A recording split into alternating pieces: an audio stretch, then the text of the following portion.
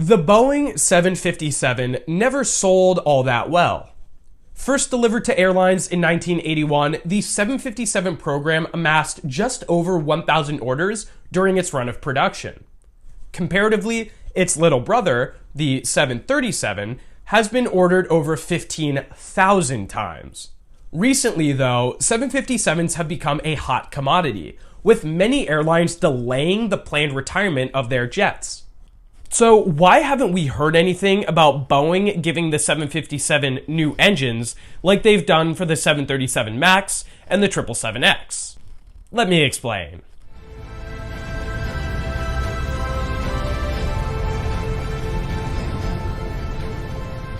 To understand why the 757 has been given a new lease on life, it's important to understand the plane's value proposition. The 757 excels in flying long routes that are thin on demand.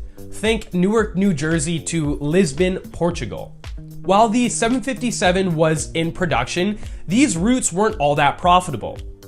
Nowadays, though, increases in global aviation demand, lower fuel prices, and a shift in consumer preferences towards more point-to-point travel have allowed these routes to become a tremendous growth opportunity for airlines. The 757 has the right combination of range and payload capabilities to serve these routes, and there isn't really another modern jet that quite fits the bill.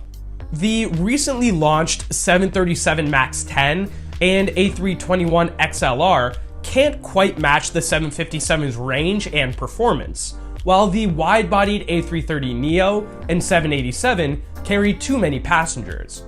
The 757 is the only jet with the right combination of range and payload to maximize profitability for this historically niche segment of air travel. And yet, there are two key hurdles that make re-engining the 757 a bad idea. First, the more obvious hurdle.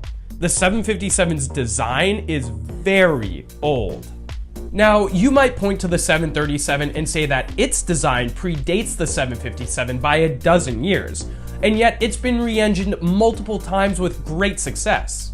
But unlike the 757, the 737 has undergone dramatic structural changes throughout the years. Critically, when Boeing redesigned the 737 in the late 90s to create the 737NG, the wing was completely overhauled to give it a longer span and a wider chord. Comparatively, the 757's wing hasn't been updated in 40 years. Even with new engines and winglets, a revamped 757 would be severely limited by the wing's outdated design. Some estimates suggest a re-engined 757 would still end up being 9% less efficient than the aforementioned Airbus A321XLR. Now, sure, Boeing could build a new wing to go along with the 757's proposed new engines. However, an even greater problem still looms large: the supply chain. The 757 program shuttered production in 2004, meaning Boeing would need to rebuild its production processes from scratch. They'd have to hire and train thousands of new mechanics, and they'd either have to build a new multi-million-dollar final assembly line or rejigger their limited hangar space to accommodate the new jets. Further, they'd have to completely renegotiate contracts with dozens of legacy 757 suppliers. Boeing doesn't build all of its airplane parts in-house. Rather, many of them are contracted out to third parties who then deliver their individual components to Boeing, who puts all the pieces together in final assembly.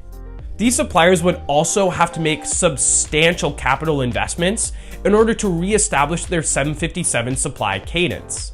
For both Boeing and its suppliers, the process of trying to re-establish this 757 supply chain could turn into a logistical nightmare. However, since demand for planes in the 757 market segment continues to grow, it paves the way for an all-new 757 replacement, ostensibly the 797. Boeing's been evaluating 797 concepts for years now, so be on the lookout for its launch in the near future. So, while sticking new engines on the 757 might sound simple enough, it's extremely unlikely that it would be profitable. If you learned something new today, leave a like and subscribe to keep learning. And until I see you again, don't forget to look up.